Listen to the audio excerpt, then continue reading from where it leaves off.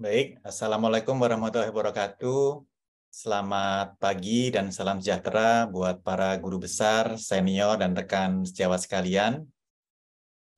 Saya rasa seru sekali tadi ya sesi yang sebelumnya ya, membahas kasus multidisiplin dengan sangat dalam dan bisa membantu kita semua dalam pengelolaan pasien sehari-hari.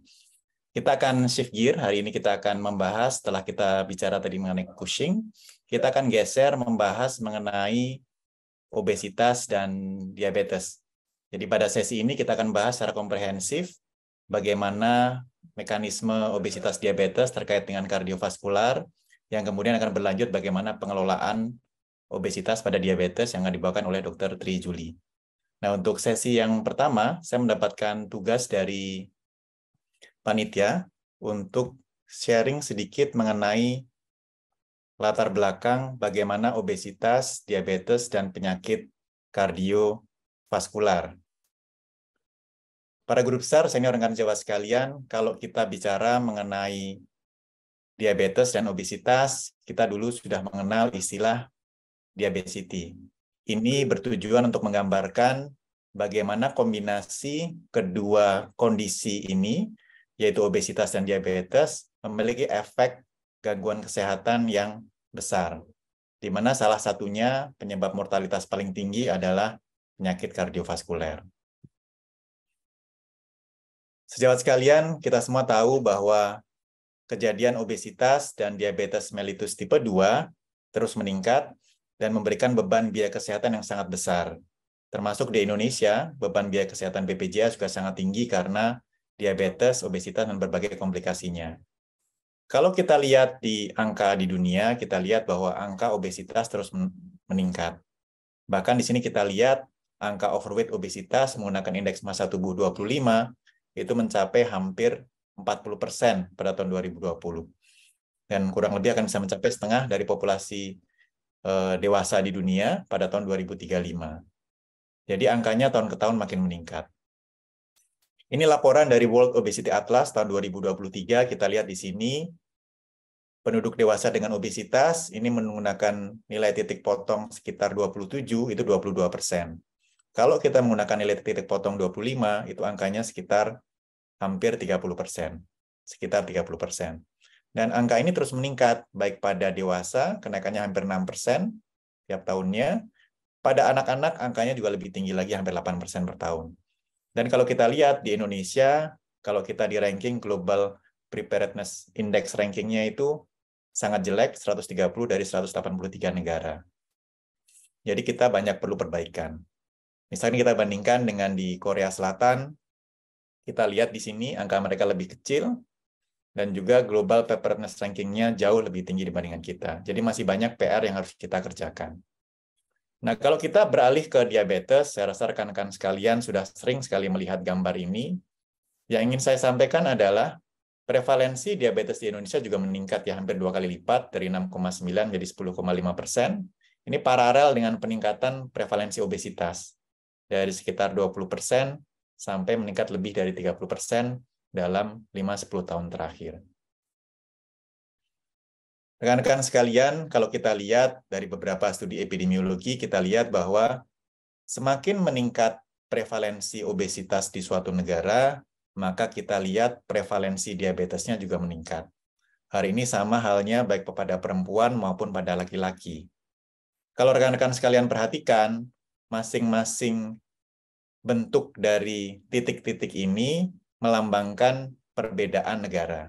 Kita lihat memang ada etnis tertentu yang walaupun obesitas prevalensinya itu nggak terlalu tinggi, tapi kenaikannya sudah cukup tinggi dalam diabetes, di mana negara lain mungkin agak berbeda.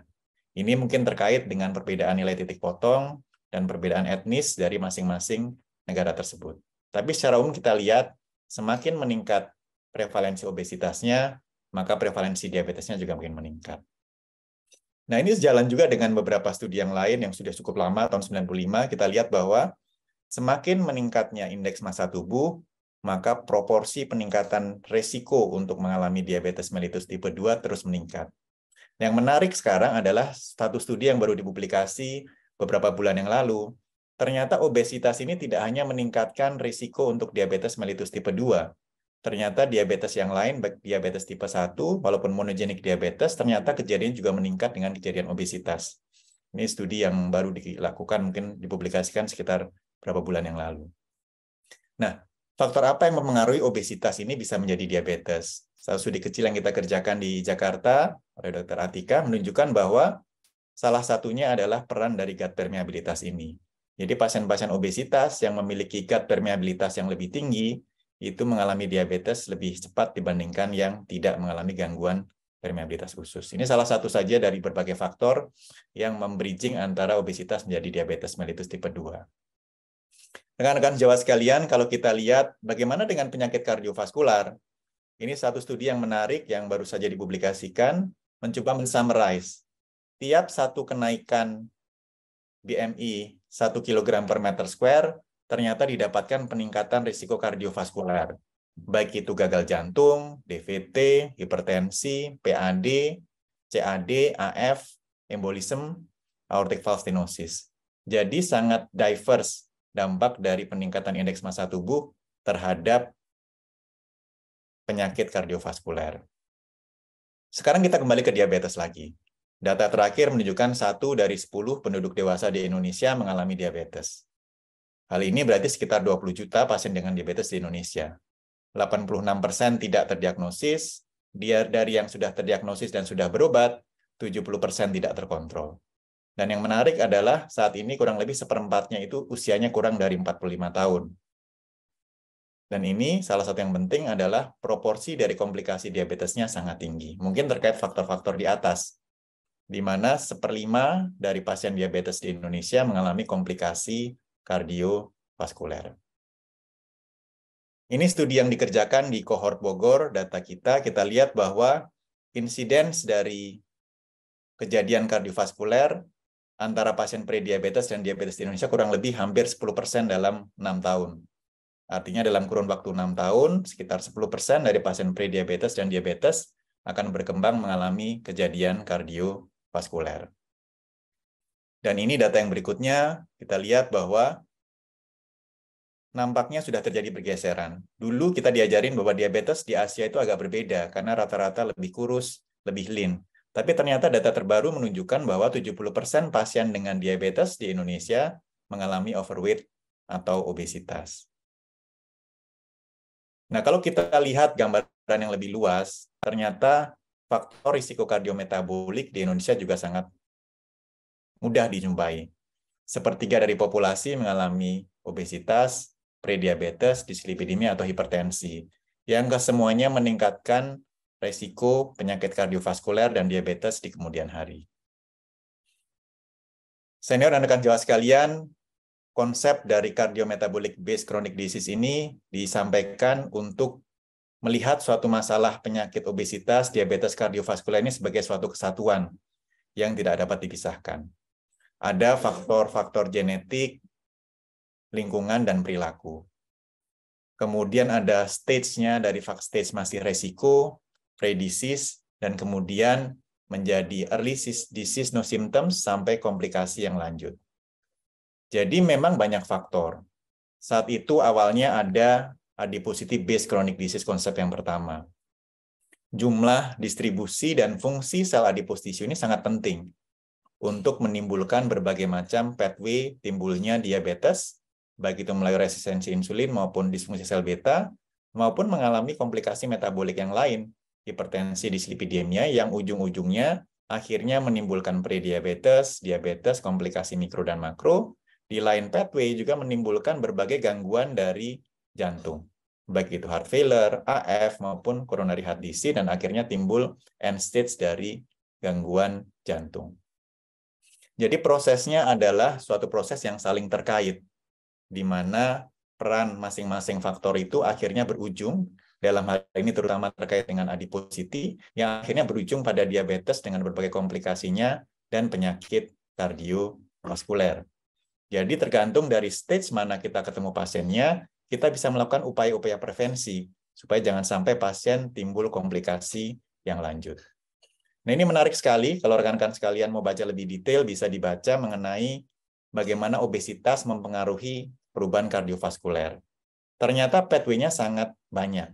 baik itu faktor metabolik, perubahan sistem endokrin, ras sistem, leptin, dan lain sebagainya, imunologi, proinflamasi, perubahan struktur dari jantung, perubahan humoral imun sistemnya, dan perubahan hemodinamik dan fungsional.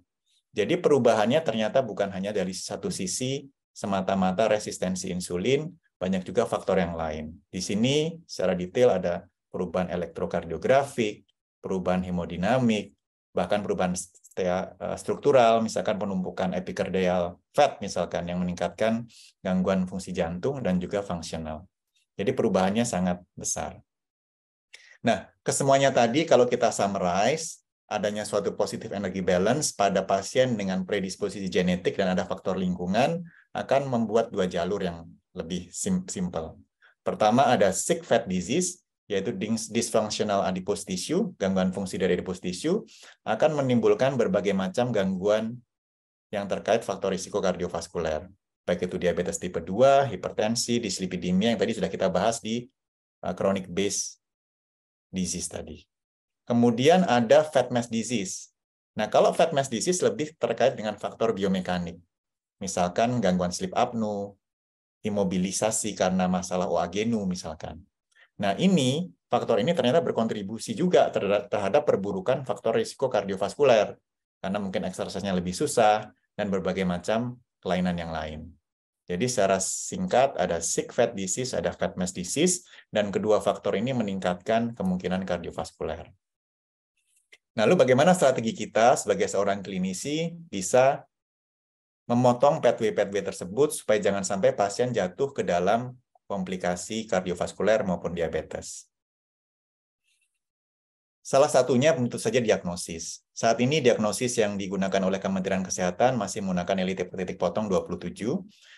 Kita berdiskusi sama-sama multidisiplin di HISOBI, kita merekomendasikan menggunakan nilai titik potong 25.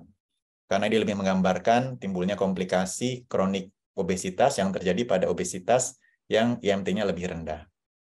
Ini berdasarkan beberapa studi yang kita kerjakan juga, ini kita lihat, obesitas itu yang paling penting adalah visceral adipose tissue sebenarnya. Karena ini menyebabkan gangguan metabolik dan kardiovaskuler. Kita lihat lingkar pinggang dan juga indeks massa tubuh, memang lingkar pinggang lebih menggambarkan visceral adipose tissue. Dan kalau kita lihat, kalau laki-laki usia middle age di Indonesia itu BMI-nya sekitar 23,9, yang setara dengan fat sekitar 100 cm², yang dari penelitian terbukti meningkatkan risiko kardiovaskuler dan diabetes. Dengan lingkar pinggang sekitar hampir 90. Jadi kurang lebih masih sama. Untuk IMT memang sesuai dengan overweight yang digunakan di Asia, populasi Asia. Studi yang lain yang kita lakukan, ini studi dari Oki Stiani, PPDS, kita lihat bahwa ternyata mungkin nilai titik potong lingkar pinggang untuk populasi di Indonesia mungkin lebih pendek seharusnya. Seharusnya kita menggunakan 80-90 laki-laki, tapi kita lihat di sini ternyata kalau kita lakukan studi cohort, ternyata yang 80 itu kalau kita ikuti sudah meningkat risikonya baik untuk diabetes, kardiovaskuler maupun kedua-duanya. Jadi perlu ada perubahan dari antropometrik yang kita gunakan. Yang kedua adalah kita tidak hanya mendiagnosis diabetes menggunakan ukuran atau indeks massa tubuh. Kita harus menggunakan staging yang lain terkait dengan komplikasinya. Kita rekomendasi menggunakan EOS staging, Edmonton Obesity Staging System.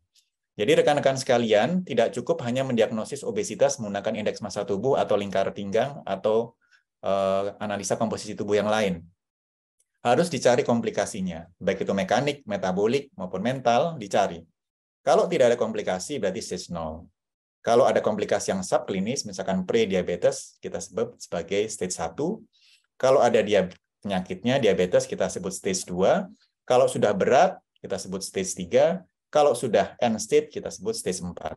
Jadi harus ada cut-off-nya ini untuk diagnosis obesitasnya grade berapa, ditambah clinical diagnosisnya stage berapa. Jadi misalkan obesitas grade 2, stage 2 untuk pasien diabetes dengan pasien obesitas dengan diabetes yang tanpa komplikasi. Nah, hal ini penting karena untuk menentukan langkah tata laksana selanjutnya. Rekan-rekan sekalian, kalau kita lihat dulu kita kenal namanya healthy obese.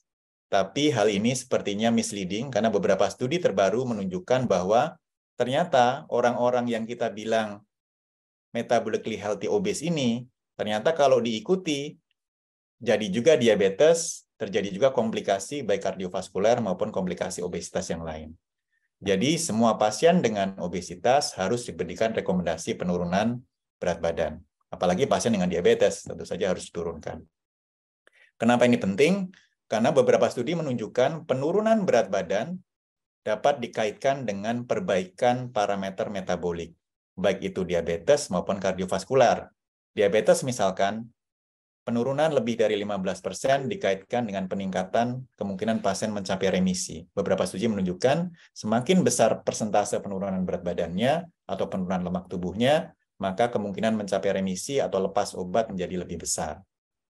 Rekan-rekan sekalian, kita dulu pernah dengar namanya obesity paradox. Pasien CVD, kalau berat badannya naik, maka keluarnya lebih bagus. Jadi memang obesitas ini menarik sekali. Kalau kita dilihat dari primary prevention, kita sangat jelas.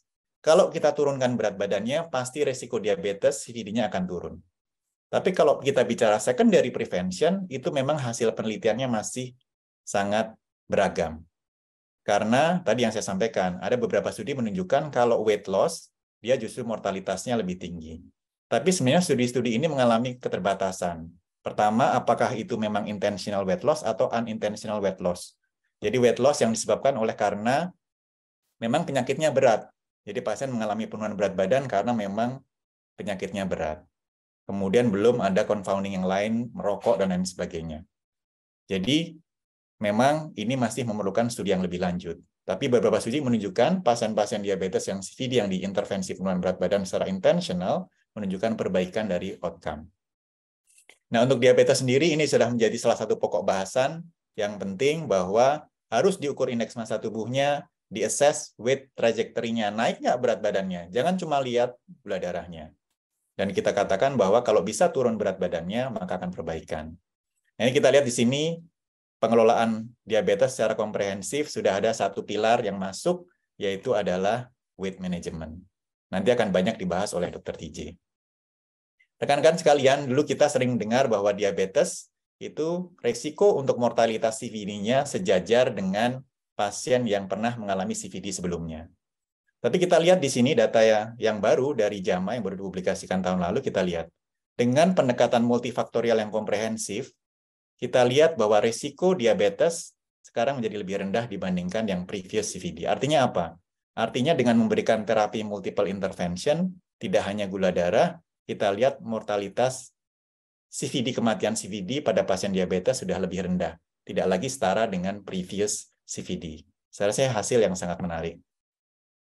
Nah, ini summary dari apa yang kita diskusikan. Jadi ada faktor genetik, positive energy balance, environment, kemudian perubahan-perubahan baik itu metabolik, endokrin, humoral, fungsional, ada dislipidemia, cardiovascular risk factor, sampai timbul komplikasi kardiovaskuler. Jadi sifatnya kontinu. Kalau kita bisa prevent sedini mungkin, harapannya tidak timbul komplikasi. Ini sedikit oleh-oleh dari European Congress of Endocrinology. Masalah dari pengelolaan obesitas itu tidak mudah. Pasien mungkin datang ke dokter gizi misalkan, mendapatkan nutrition counseling, mungkin mendapatkan meal replacement. Kalau datang ke dokter bedah, mungkin masuknya dari bariatric surgery. Kita masih belum punya comprehensive obesity center yang mengelola pasien secara komprehensif. Primary care provider mungkin belum banyak terlibat. Kalau datang ke obesity medicine specialist, mungkin diberikan obat-obatan misalkan. Jadi harapannya ke depan adalah ada suatu konsep, ada engage primary provider untuk screening, dan ada referral ke comprehensive obesity center yang mengelola kondisi pasien secara keseluruhan, baik dari sisi diet, exercise, pengobatan, mental health, maupun operasi bila diperlukan.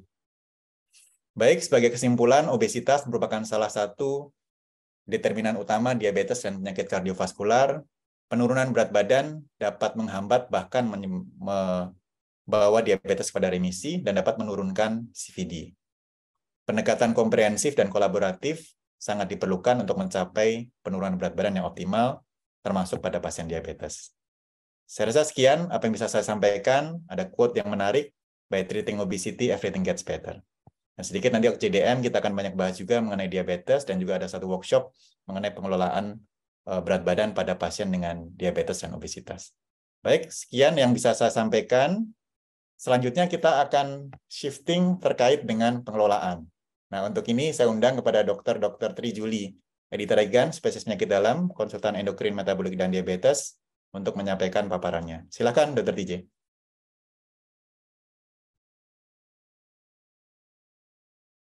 Baik, terima kasih Dr. Diki. Assalamualaikum warahmatullahi wabarakatuh. Selamat pagi menjelang siang para guru besar, sejawat, senior, dan teman-teman sekalian. Terima kasih kepada panitia yang sudah menugaskan saya untuk membahas topik pengelolaan diabetes dengan comorbid obesity, karena ini adalah realitas keseharian kita, ya. Dan juga terima kasih kepada Dr. Diki yang sudah memberikan pengantar-pengantar filosofis terkait dengan topik yang sangat menarik ini. Saya kira saya tinggal melanjutkan saja, walaupun mungkin nanti ada sedikit penegasan-penegasan dan seterusnya. Teman-teman sekalian, saya kira topik ini ditujukan atau memesankan kepada kita agar dalam praktek sehari-hari cara berpikir, cara bekerja, dan cara membuat keputusan klinik kita itu menggabungkan antara obesitas, pendekatan obesitas, diabetes tipe 2, dan juga cardiovascular disease. Jadi tidak melulu lagi-lagi hanya membahas masalah gula atau tensi saja, tapi diminta kita untuk bekerja secara komprehensif. Dan saya kira saat ini ilmu tentang kedokteran obesitas itu makin maju, ya. Ini adalah disclosure saya. Dan saya kira teman-teman harus tahu juga bahwa sampai saat ini GLP-1 reseptor agonis belum ada yang diindikasikan untuk anti-obesity di Indonesia, termasuk SEMA. Saya nggak banyak-banyak outline-nya, hanya menyambung, ya, tadi persoalan obesitas, ya, bagaimana relasinya kedua komponen ini.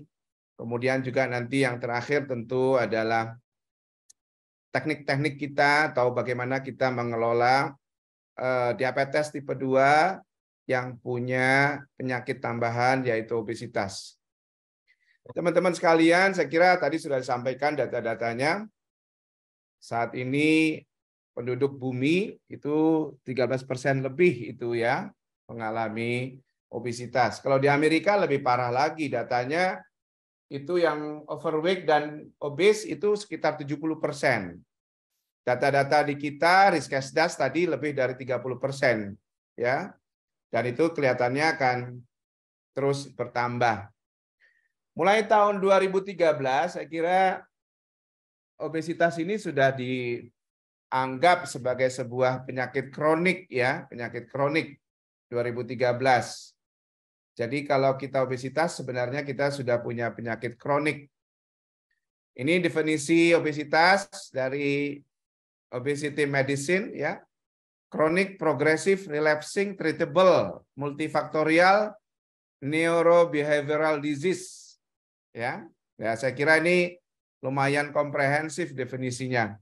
Dan seperti saya sebutkan tadi, ilmu kedokteran komunitas itu sudah sangat maju. Saya kira sekarang lebih dari 10 gene yang diketahui sebagai penyebab, ya, monogenic obesity.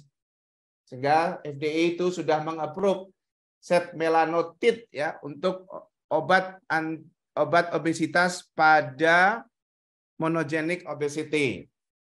Kemudian juga lebih dari 140 gene yang diketahui itu berperan pada polygenic obesity. Ini tadi sudah disampaikan oleh Dr. Diki, ya, dan memang data-datanya sekarang makin banyak, ya. Obesitas pada penyandang diabetes, terutama diabetes tipe 2. Mungkin kalau dulu Ya, kenapa dia nggak obes? Karena mungkin datangnya itu sudah telat-telat, datangnya dengan kondisi yang weight loss yang karena sudah sangat berkurang produksi insulinnya. Nah, sekarang tentu karena dengan makin majunya awareness, orang datang di awal-awal diabetesnya, sehingga bisa jadi masih dalam fase overweight atau obesity.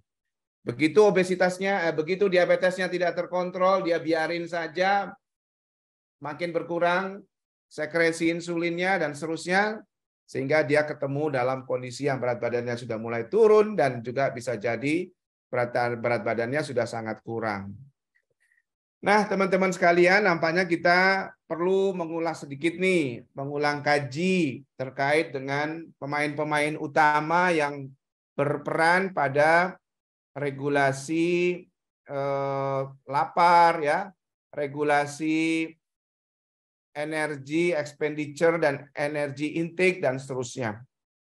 Ini ada sebuah orkestra yang menarik ya antara perifer, dalam hal ini diutamakan oleh gut dan adipose tissue dengan sentral kita.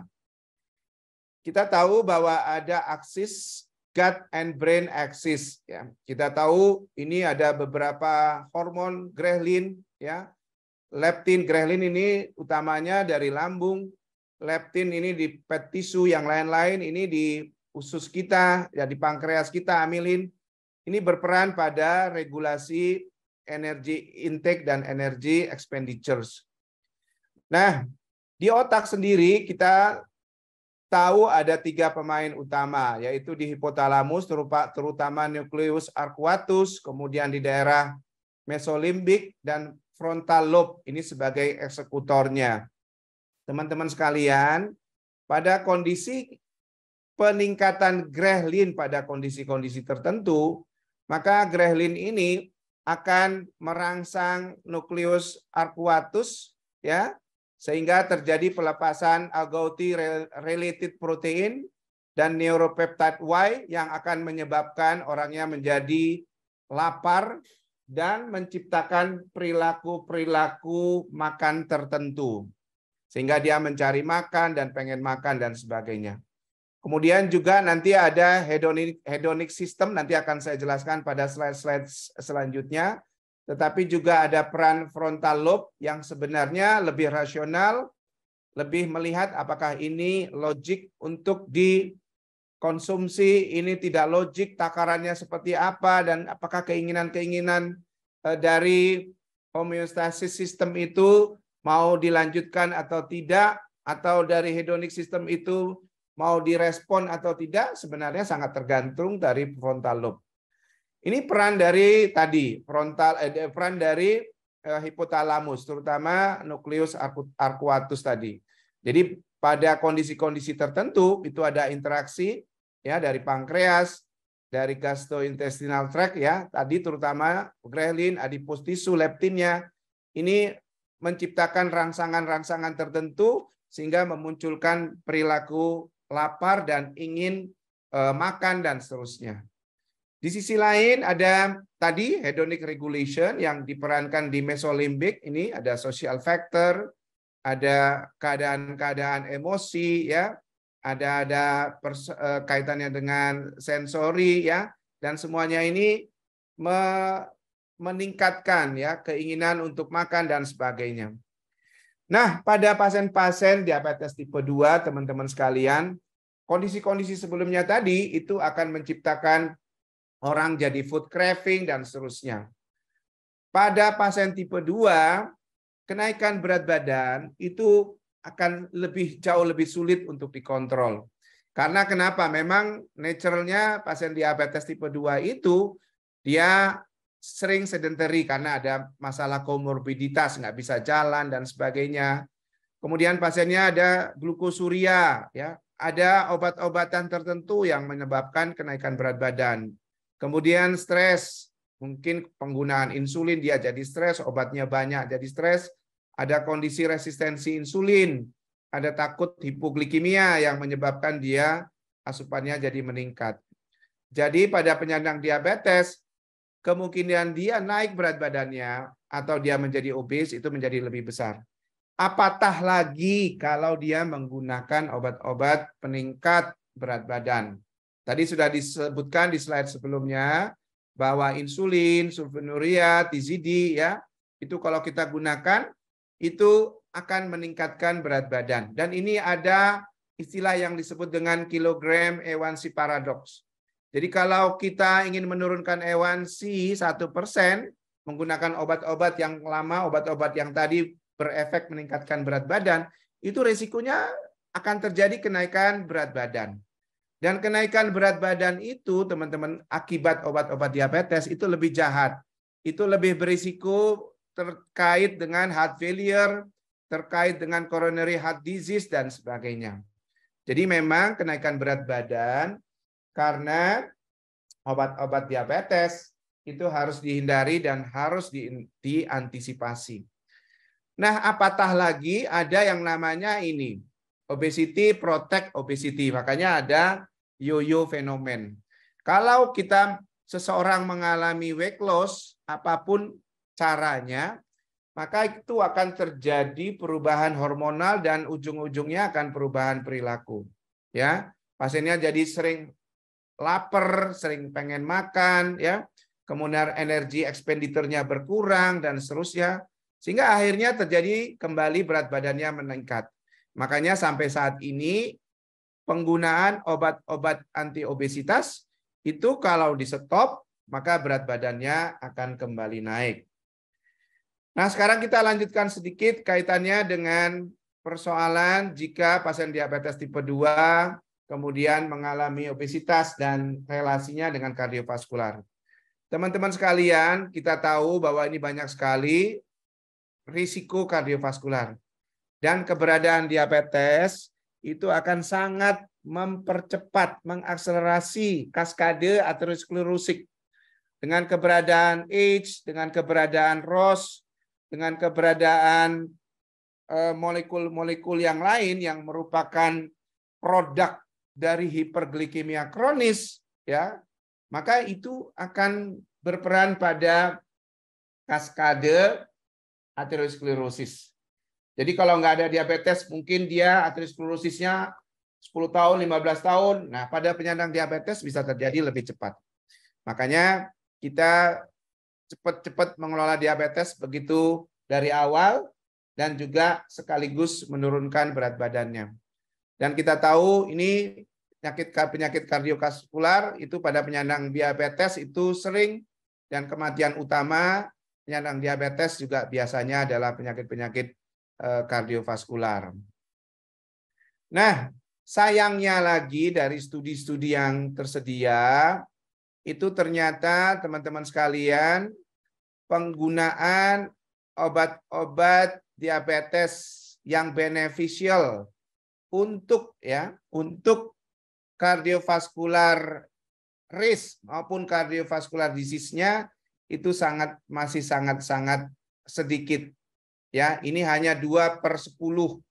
Jadi seolah-olah kita itu menjalani apa yang disebut sebagai window shopping. Kita tahu gula harusnya pakai obat ini, kita harus tahu pakai obat ini harusnya, tapi kita tidak aplikasikan ke pasien. Kenapa? Karena pasiennya mayoritas tidak affordable. Karena tidak dijamin oleh pemerintah dan sebagainya. Ini yang persoalan sekarang. Makanya kita berkeinginan sekali agar segera obat-obat yang beneficial untuk kardiovaskular itu pada penyandang diabetes itu bisa segera didapatkan dan dipermudah accessibility-nya ke masyarakat. Jadi tadi sudah disampaikan teman-teman sekalian bahwa manajemennya itu dari pencegahan primordial, sekunder sampai tersier. Dan tentunya ini semuanya ya konsep adiposity based chronic disease ini selalu menjadi paradigma berpikir kita dalam bekerja, tidak segmental atau tidak hanya melulu masalah-masalah terkait dengan penurunan gula darah. Jadi teman-teman sekalian, kalau kita berlanjutkan teorinya, kita lanjutkan materinya. Jadi memang harus berubah ya, bahwa tadi kalau kita berangkat ya bahwa obesitas itu menjadi biang kerok, menjadi pangkal persoalan penyakit dari ujung rambut sampai ujung kaki, maka mengelola obesitas dari seproksimal mungkin itu menjadi sebuah keniscayaan. Termasuk juga sekarang konsep pengelolaan ya hiperglikemia diabetes. Kita tidak bisa tidak, itu harus komprehensif, holistik, dan mempertimbangkan kondisi berat badannya bersama-sama dengan semua faktor risiko yang lain untuk mencapai manfaat terhadap komplikasi mikro dan komplikasi makro. Jadi saat ini teman-teman juga orang sudah mulai berpendapat bahwa sebenarnya diabetes tipe 2 itu bukanlah sesuatu yang kondisinya tidak bisa dimundurkan.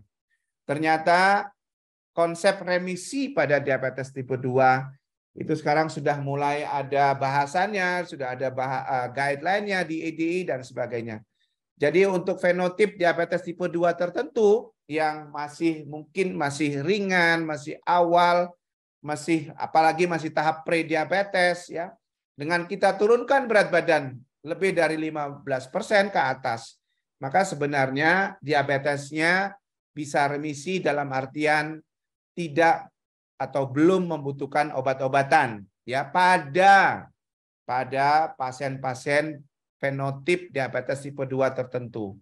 Tentu teman-teman harus hati-hati mengaplikasikannya, hati-hati dengan indikator yang rasional, dan memang kita berharap kalau ada pasien yang bisa terkontrol dengan meal planning dan exercise saja, kita sangat senang sekali dan tidak butuh obat-obatan tentunya.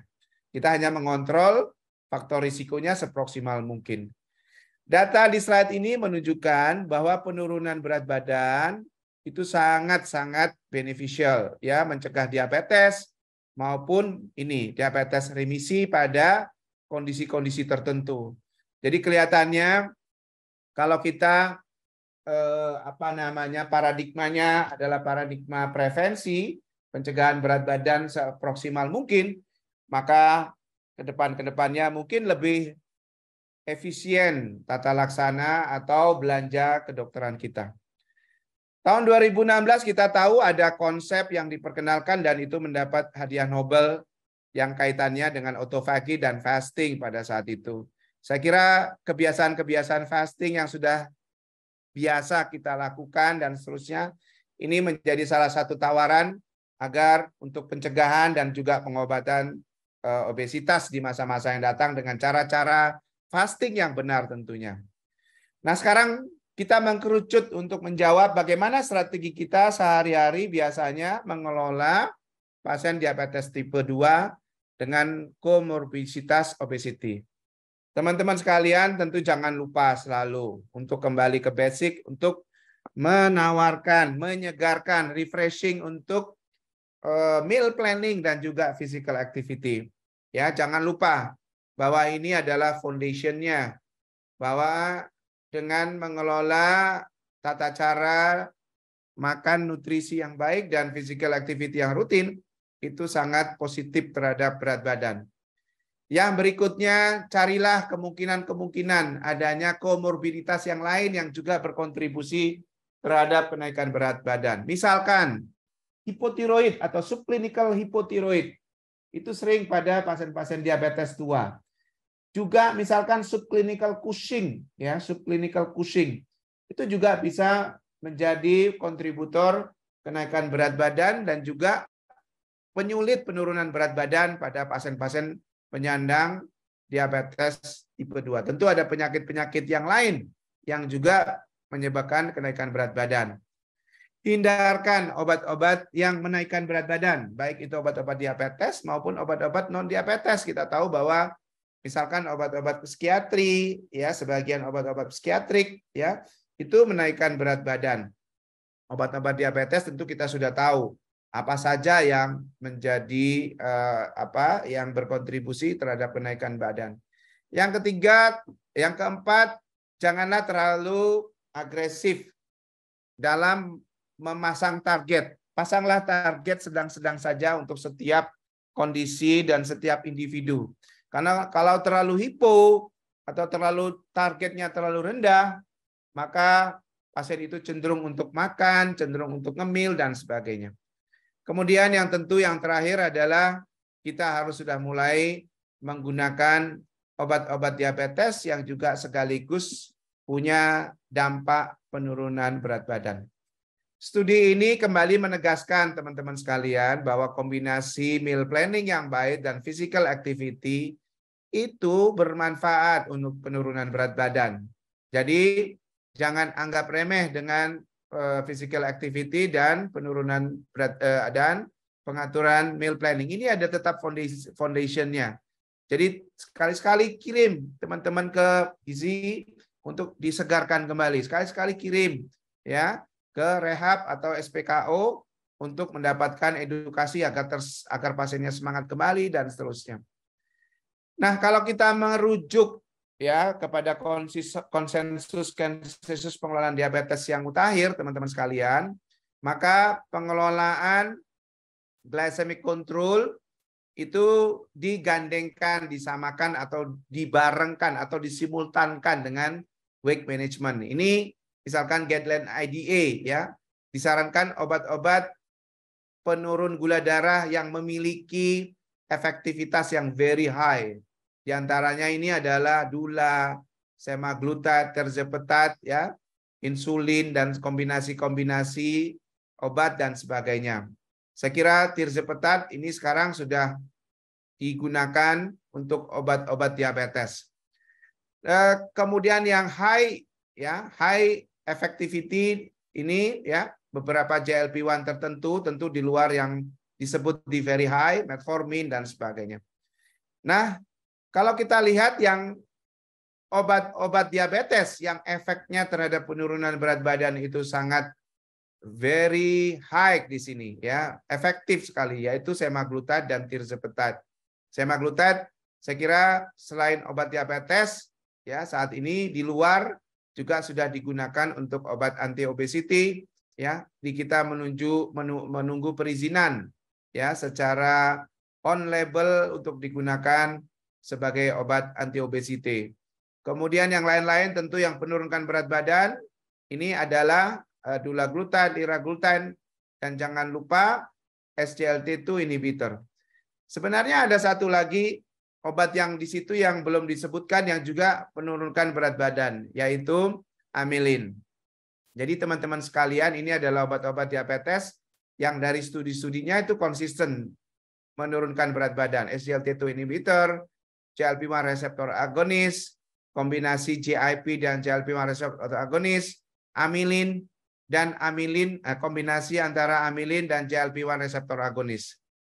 Nah, teman-teman sekalian, molekul baru ini adalah molekul yang nomor 5, yang terakhir. Yang nanti datanya akan disampaikan di ADA bulan Juni tahun ini di San Diego di akhir Juni. Ini data-data sementara ya, kombinasi cagrilintide ya. Cagrilintide ini kita tahu adalah amylin agonis dengan semaglutide. Yang penurunannya itu bisa sampai 17%. Jadi saya kira obat-obat yang punya efek anti obesitas sekarang sudah memasuki generasi ketiga dan umumnya bisa menurunkan berat badan lebih dari 2 digit, lebih dari 10%. Jadi 2 digit ya, antara 10, 15 sampai 20%. Baik teman-teman, saya kira tadi merangkum dari presentasi Dr. Diki dan presentasi ini bahwa obesitas itu adalah faktor utama kejadian disglasemia dan CVD. Jadi sangat rasional ya untuk mentargetkan obesitas itu sebagai main target ya untuk melawan atau memerangi diabetes dan CVD. Dan sekarang tentunya ya guideline sudah menganjurkan penggunaan GLP-1 reseptor agonis atau jual GIP GLP-1 reseptor agonis ini dalam manajemen type 2 diabetes yang obes. Terima kasih teman-teman, mudah-mudahan bermanfaat. Saya kembalikan ke Dr. Diki. Assalamualaikum warahmatullahi wabarakatuh.